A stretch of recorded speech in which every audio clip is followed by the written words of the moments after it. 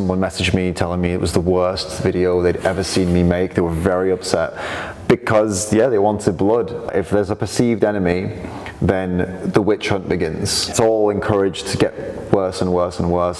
And I'd like to think that most people, when they see injustice, it upsets them and makes them want to do something about it. So expose yourself to it and see what's going on. That's the best advice I could give. Don't turn away from it. Face it head on, and everything else will fall into place. You'll start making those changes because you'll need to make them. You won't be able to go on anymore. You'll see this video and you'll say, I have to do something about this, and then start making those changes. David Rams, thank you so much for being here. Thank you. You are a activist, a vegan activist, and quite successful YouTuber, at least compared to us with 250 followers on our. But thank you so much for being here. And I wanted to ask you a bit, how did you end up here within the vegan movement? What was your path? Yeah, we have to go back quite a while, about 35 years. That's fine. To when I was born, yeah. Because now my mum became a vegetarian at the age of 16 when she saw a truck carrying sheep to a slaughterhouse, and it really impacted her to see these. It was lambs, I think it would have been lambs in this truck. Up until that point, she'd never realised kind of where meat comes from, and in that moment, it just hit her. All of a sudden, as a 16-year-old, like, oh wow, this is where meat comes from. I don't feel comfortable with that. I don't want to see these babies are going to go and be killed. This is disgusting. Why am I eating this? So she became a vegetarian, and then some years later had me, and so raised me as a vegetarian, and raised me with the same mindset that when I looked at animals, when I looked at cows in the fields or sheep in the fields, she would always tell me that these are animals, these are important, we have a dog at home, they're no different than your dog at home. You know, just because you don't know them, just because they're a cow and they look different, you treat them the same as you would treat our dog at home. And she would also make the connection with me that you see with those burgers, and people have the burgers at McDonald's, that's the cow. And she would explain that to me from a young age. So I was very fortunate to have that start in life. My mum went vegan before me, actually, and by this point, I was an adult. I was at university, and I thought I knew everything in the world, as most young people do. And when she went vegan, I thought she was crazy, and I told her, like, you know, not gonna do that. And by the way, I mean, I had done activism before as a child as well, because she was into activism and stuff. But this vegan thing was crossing the line. You know, activism I could handle, but veganism, you know, I want to be a vegan. You're crazy. They're all crazy. So I resisted for quite a long time, not really understanding why milk was bad for animals or why eggs were bad for animals. I refused to listen to what she had to say. And eventually I came around to it myself. I couldn't, you know, I started to have some interesting digestive problems with certain types of food. For example, the foods that were heavy in dairy started to make me feel bad.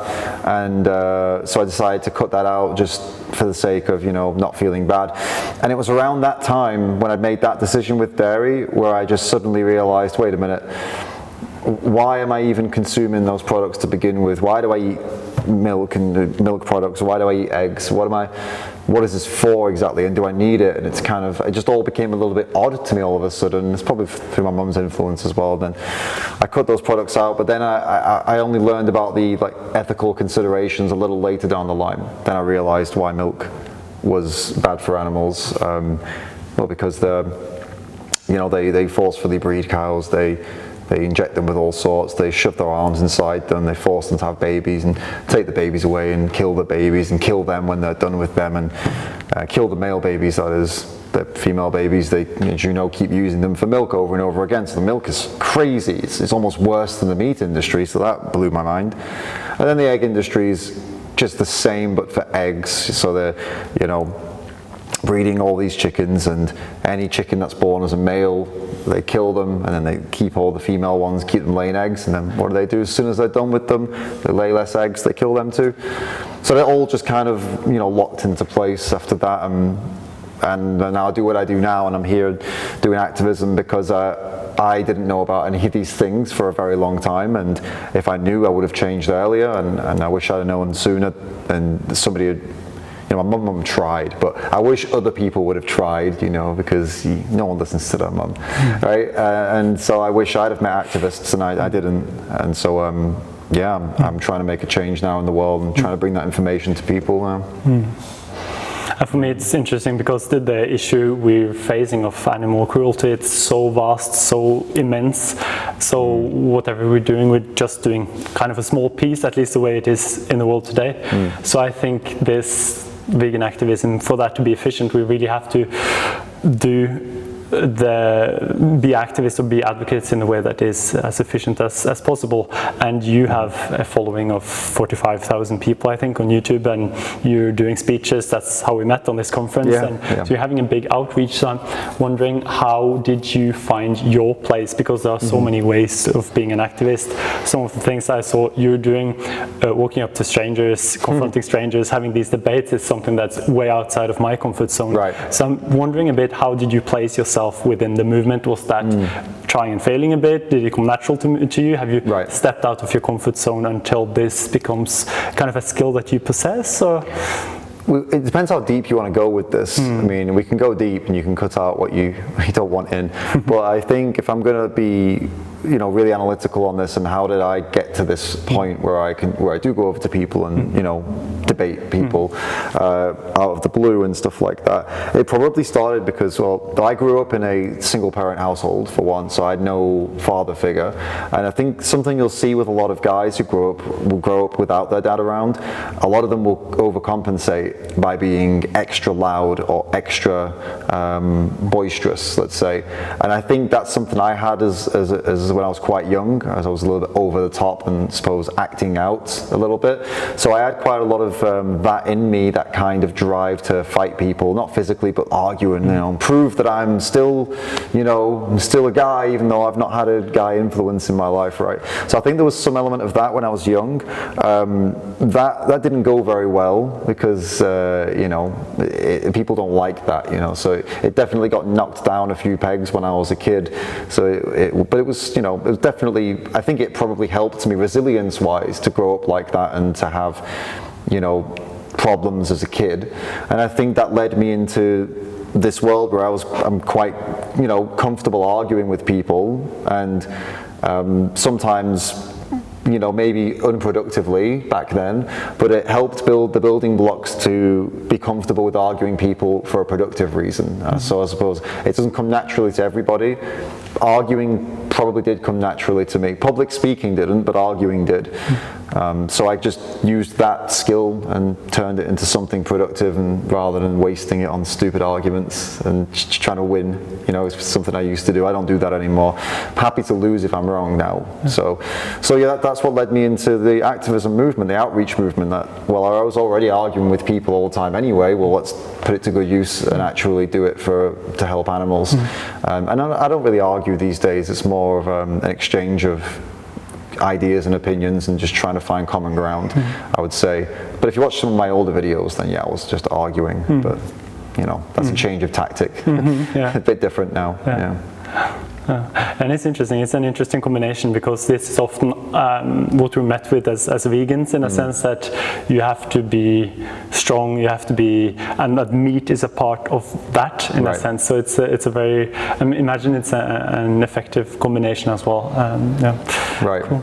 And I'm wondering also, what would you say to people who are watching, who are more in this, how can I improve my impact on the world, trying to become more aware of the important issues out there, and then they're feeling that something is a bit off in terms of how they treat or the way they see animals, but also how they behave in terms of using animal products. So people are kind of starting down that line, but who thinks it's, maybe they think where to start, or it seems a bit radical to take the first step. I mean, it's difficult without knowing the individual. This is the thing, but You know, I'll give you an example. I was speaking to somebody the other day on the street, and she just watched the video that we're showing. It's a 3-minute video.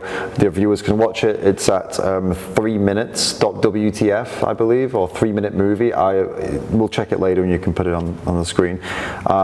There's 3 minutes that could change your life, and it changed a lot of people's lives when we show them in the street. And so this woman watched it and told me that, well, she'd already been thinking about milk and how she really was disgusted by it. This video helped her make that decision to completely cut milk out and all dairy products. So that was her thing. That was her mode. Some people feel the same about meat. Some people feel the same about eggs. So it really depends on you as an individual as to where you're going to start with all of this. Well, okay, what moves you the most? It could be the plight of the chicken, it could be the plight of the cow. I mean, I can't, without knowing them personally, without knowing you personally, I don't know where's best for you to begin, but that's the best place to begin. Begin with something that you are adamant and passionate about, and then change that and begin there then. And yeah, I mean, it doesn't need to be this big, huge, dramatic, scary thing that you're making it out to be. Becoming a vegan is not scary. Especially not if you break it down into day by day. You know, especially if you live in a developed country, it's incredibly easy nowadays to find plant-based alternatives. So, but I do understand, like, mentally and, you know, habit changing takes some time. But yeah, if you're passionate, then you'll definitely find it a lot easier, and yeah, become passionate about it. That's what I would say. Research and become passionate. The more you see, the more that passion will brew inside you, because it's injustice. And I'd like to think that most people, when they see injustice, it upsets them and makes them want to do something about it. So expose yourself to it and see what's going on. That's the best advice I could give. Don't turn away from it. Face it head on, and everything else will fall into place. You'll start making those changes because you'll need to make them. You won't be able to go on anymore. You'll see this video and you'll say, I have to do something about this, and then start making those changes. And to people who have become vegan and who want to increase their impact even more, do you have any takes on this? Increase your impact more? Well, I think if you're not on social media trying to make social media content, I think you are really selling yourself short, because you could go out on the streets and you could talk to people all day and you will not have as much of a reach and an impact as one social media post, because you can make one post that reaches 100 people. You're not going to talk to 100 people in a day. It's not going to happen. So and the beauty of social media is you can do whatever it is that you want to do physically and social media. You don't need to do both. Either or. So I'd say that would be a really, really great place. If you're more of I don't know, if you're smart, if you're like a really smart person, there's probably even better ways that you could apply yourself. Like if you're an academic or if you're some kind of scientist, then devote your career to helping animals or things adjacent to helping animals. Food science is a great place to get into right now. Lots of people working on alternative proteins, things like that, if you're really smart. Politics, you know, lobbying, you need to be pretty smart for that stuff, I think, as well. But I say, but if that's not for you, it's not suggesting you're dumb, by the way. If it's not for you, it's, you know, intelligence is subjective. But anyway, if it's not for you, if all that's not for you, then yeah, I mean, doing what I do. I don't do those things because I don't think I got the brain power for it, to be totally honest with you. But that's why I focus where I focus. I focus on the people, working with the people. And that's something that everybody can do, because there's one thing that we all have in common. We all know people, don't we? We've all got family and friends, so you know how to have communication and talk, then we'll do that then, if that fits you, yeah. And I just heard you and Jack Hancock having a discussion on a few concerns of non-vegans, some a bit more far-fetched than others. Yeah. But I'm wondering, what are the most common concerns, those that are more reasonable, those kind of fears that people are changing. Health is the number one fear that people have. They think if they become a vegan or start eating plant-based, they're going to become unhealthy. It's a real shame, because that is mostly driven by fear-mongering tactics, lies and manipulation from the people who oppose this. So the people who own the meat industry companies and the eggs, and we're talking billions and billions of dollars, euros, pounds, they are not just your local farmer and this old farmer and this other farmer here. There is a network way above that is devoted to ensuring that this system keeps going the way it is. They spend hundreds of millions a year on advertising and propaganda. They pay people to pose as regular people on social media to just spread propaganda. You know, they're paid to do it.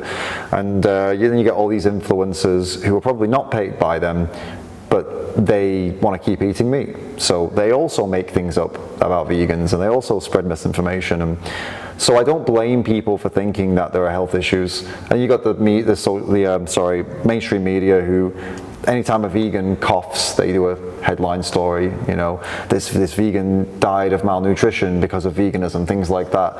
And it's very sad when something like this happens. But let's be clear, they're not dying of malnutrition from veganism, they're dying from malnutrition. If that somebody dies of malnutrition, it doesn't matter what they were eating, it matters what they weren't eating. Right? So that's why they think it's unhealthy.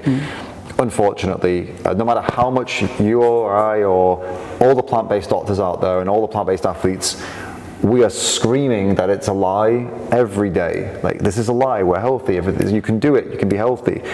You can scream it as loud as you want, but what's that saying about it takes, by the time the truth comes out, the lie has already gone around the world 6 times. This is what we're stuck with. So that's the main concern, and the answer is you can be perfectly healthy, but I could say that 1,000,000 times and there'll be 100 million people saying it's not. And that's what happens, unfortunately, but they're wrong and we're right on this on this one. It can be healthy. Yeah, it's interesting what you're saying. It's a very culturally ingrained belief, and I remember when I became a vegetarian at age 5, 6, when I understood the connection, people were very concerned, and my grandmother, she wanted to pay me and my brother for eating meat, and it was you felt like you were giving up something important for your beliefs, and that has changed so much over the next decades. So I heard you do a talk yesterday on this animal rights conference, but the talk was more about how to interact with each other as humans, how to treat each other as humans, and how to communicate, which was a really interesting talk. Could you tell us a bit more about your message there? Of course, yeah. So I mean, earlier on you asked me how I got into the movement, and I told you it was most likely, if we were going to go deep, how I got into talking to people as an activist, and you asked me, sorry. And I went a bit deep, and I told you it was probably to do with my argumentative nature as a youngster. And I wanted to just quickly clarify there as well that you don't need to be argumentative to come out and do activism.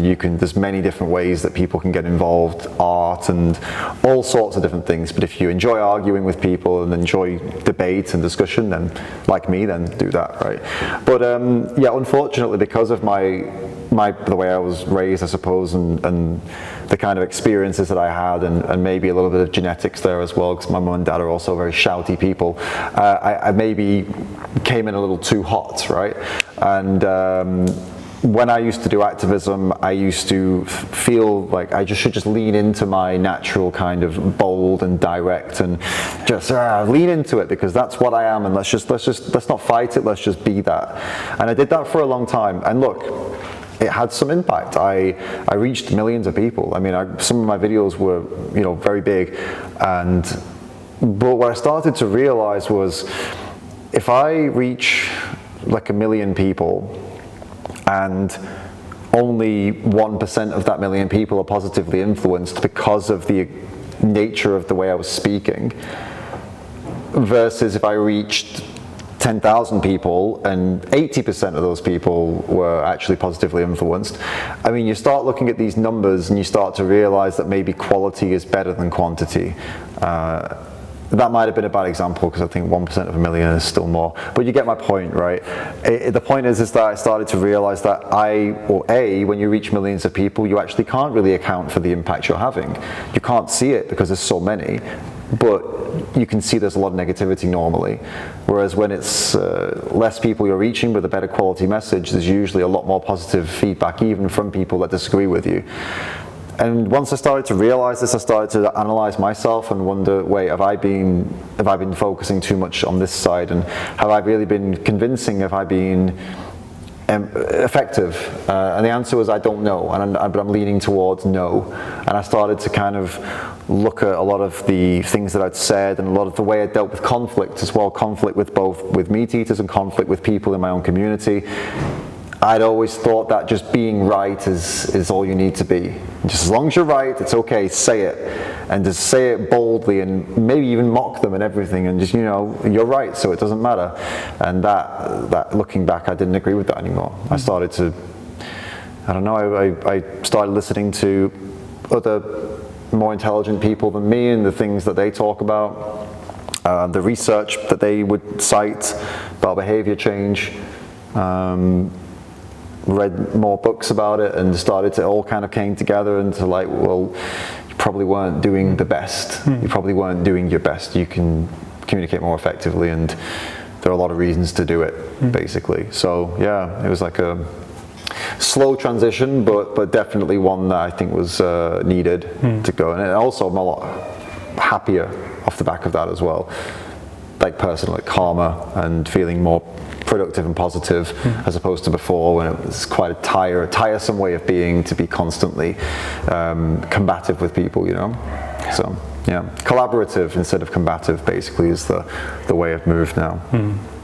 Yeah. It sounds, in a way, it sounds very basic, right? It's the right path to take, the path of balance, the path of right. But at the same time, I mean, for anyone familiar with Star Wars, it's kind of the dark side, the easy side, which is the more combative, maybe the more extreme side. So I think it's a hole that's very easy to be dragged down in. I mean, if you were having more views on YouTube, it means, I imagine you're opening you're letting go of also profits, I imagine, and also I'm sure you're familiar with the concept of audience capture, where you have a certain audience and then they often turn the creator more extreme because that's what they like, that's what they respond to and drawn to likes. So I think it's despite being kind of the obvious route, it's a very difficult route, I imagine, to take. So I was wondering a bit, like, how did you feel the pull, or the various pulls from different directions that so many people succumb to, actually? Yeah, unfortunately, we have a bit of a, well, not just to the vegans, all groups of people have this problem where if there's a perceived enemy, then the witch hunt begins. And it happens I'm sure it happens in lots of groups, all the way from social justice groups all the way through to like football fans, and if there's a common enemy, it's all encouraged to get worse and worse and worse. And so, for example, when recently Peter Dinklage, the actor from Game of Thrones, the Tyrion, became he was a vegan, and then he announced that he's no longer a vegan, he's eating animal products. And I can tell you that the vast majority of people who watch my videos if they knew I was making a video about this, they wanted me to scorched earth. Okay, they wanted a Game of Thrones like ending for him. Yeah, they wanted his head, and I didn't give it to them. I actually decided to make the video geared towards a non-vegan who's interested in why this happened. So instead of attacking him, I explained some possible theories for his behavior, and I just basically said to put it out to people that you don't know what's going on with this person, but it looks like he's having some issues or has had some issues. And I kind of tried to show empathy in that I don't agree with what he's doing. I don't agree that he's eating animals again, but let's try and understand what he's doing, why he's doing this, and let's use that to encourage other people not to make the same mistakes. And yeah, the feedback was pretty good from a lot of people, but now some feedback was very, very bad. I had someone message me telling me it was the worst video they'd ever seen me make. They were very upset because they wanted blood. And so that's a big change that I've made. I don't want to make videos for vegans all the time anymore. I want to try to focus more on changing people, and you're not going to change people by putting Peter Dinklage on a video and just being horrible to him, because he's now a member of the majority, and you're not going to convince the majority by screaming at one of the majority about how they're wrong for what everybody else is doing. I don't believe it's got to be something a little different. So I'm trying that, yeah. So when you have changed your approach a bit, being more open to discussion, what has this taught you something with the people you've discussed with, or from your own approach? Has this changed who you are or how you think about things? For sure. I mean, I came here for the first time last year to this conference where we are, and I went to talk of somebody that I previously thought I would disagree with, and I realized that I didn't really disagree at all. And then I read his book. This is Tobias Leinart, and I read his book, How to Create a Vegan World. And again, I expected I would disagree with him because I felt for some reason that we would have opposing views, and we didn't have opposing views for about 99% of the book. In his book, he makes the case for things like, I used to always say, it's either vegan or it's not. It's black and white. You're vegan or you're an animal abuser. These are the kind of things that I would say. Now, technically, if you're going to be technical about it, if one is paying for meat, then you are responsible directly for animal abuse. There's no getting around that. But that doesn't mean that the solution to the problem of this situation for animals is always so black and white, because people are complicated and difficult and stubborn, and unfortunately, you know, I'm stubborn as well, by the way, it's not an insult, but it's complicated. So if we're going to try and get the masses to change for animals, imagine if you tell people it's all or nothing, a lot of people will choose nothing, because it's psychology, this is how we work. So instead of telling people nothing, try showing them a path where they can make changes starting right now that don't necessarily mean they need to go vegan this exact moment. I would, 2 years, 3 years ago, I would have rejected that outright. Now I'm reading it and I'm realizing that's just basic human behavior that we've studied for a long time, and that's something we need to work with. It's simple as that. All or nothing attitudes could lead someone to becoming vegan for 1 year, 2 years, maybe forever, but it's less likely. Whereas somebody who removes dairy from their diet for their entire life, that's going to have a bigger impact than somebody who goes vegan for 1 year and then quits because they've been told it's all or nothing. You know what I mean? So if you remove the all or nothing, maybe people do 90% plant-based, and maybe they drop down to 50 and go back up to 70, maybe some weeks they drop down. As long as they are continuously, consistently making changes, I mean, that's making a huge difference. So that's something that I would never have accepted before, that I feel is that's quite good now. But deep in my heart, of course, I still, please don't misinterpret this, I still want people to stop altogether paying for these horrible things to animals. I want people to be vegan.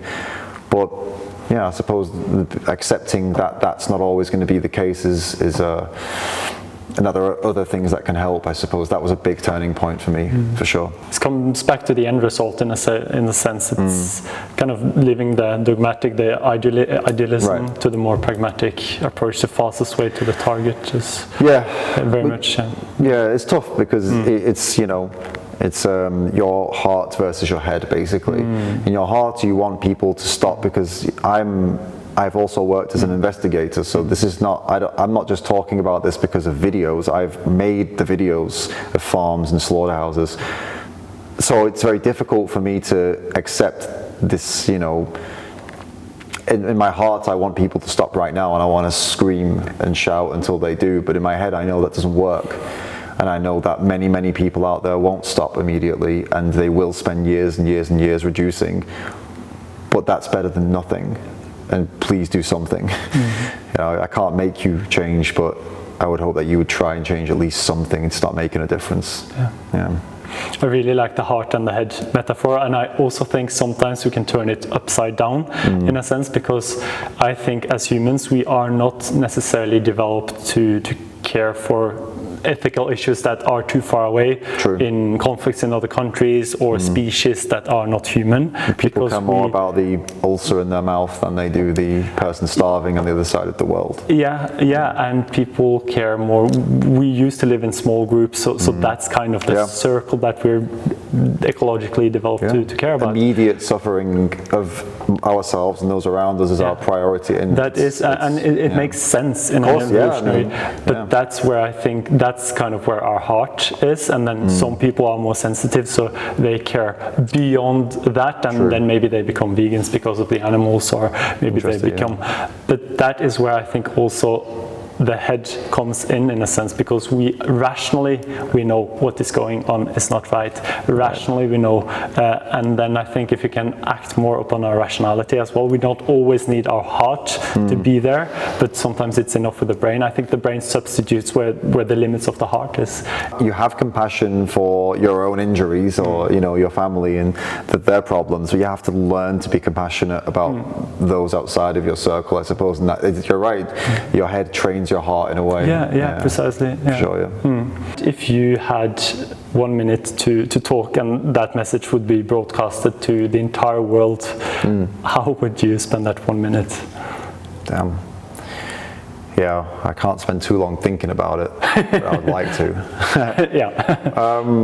Like I would say this, I would say that people in general, probably 95 to 98% of people believe they're good, and I believe they're good too. I agree with them. I think they're most likely trying at least to be good, and I like that that's the case. How horrible would it be if that was the other way around? How lucky are we that people try to be good rather than try to be evil? Wow.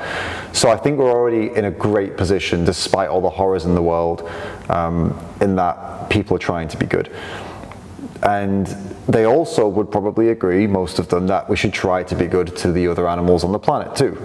Not very many people want to see animals dying in pain. If they see an animal in pain on the street dying, they don't feel good about it. Maybe they don't do anything about it, but they definitely don't feel good about it. And some people will do something about it, which is fantastic.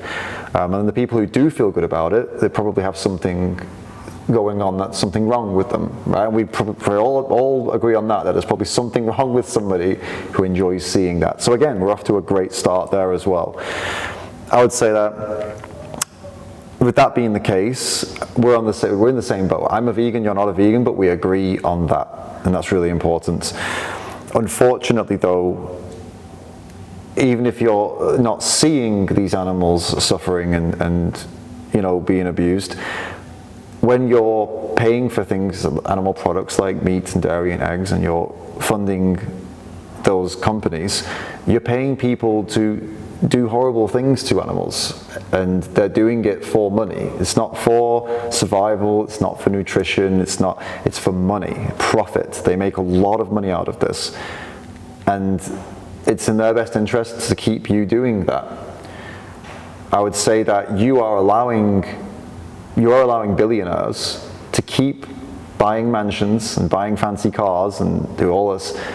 You're allowing them to use you and to make you act against what you believe in. You don't believe in abusing animals, but they're convincing you to pay for it, so they can keep buying sports cars and mansions and whatever they're doing.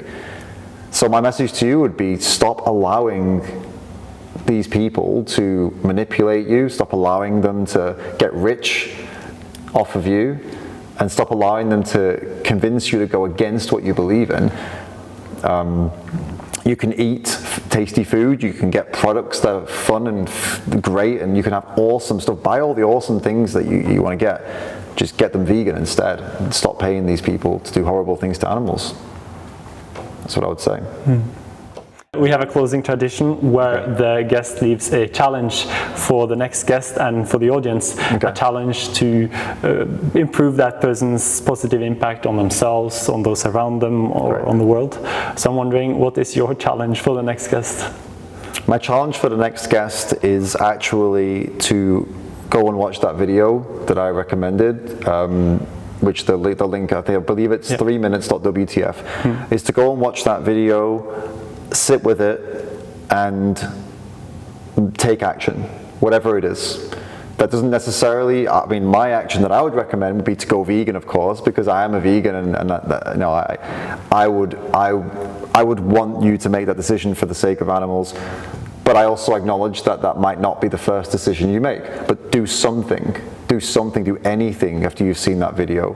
That would be it. So 2 actions, I suppose. Watch the video, do something. They're very concrete, so 2 actions are allowed. Yeah, very concrete and specific. That's brilliant. Cool. The challenge that was left for you by the last guest was to do something that takes you out of your comfort zone. Okay. Yeah. Okay, cool. Yeah. But right now? No. No, you have some time. All right, yeah, cool. Yeah. I appreciate that. Nice. Yeah. Will do. Yeah, I'll do that.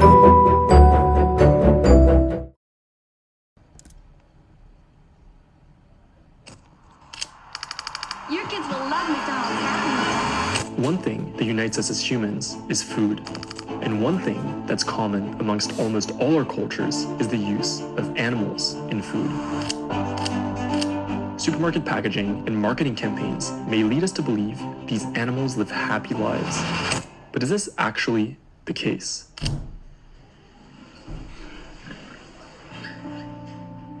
In the pig industry, piglets who are born too small or weak are considered to have no economic value.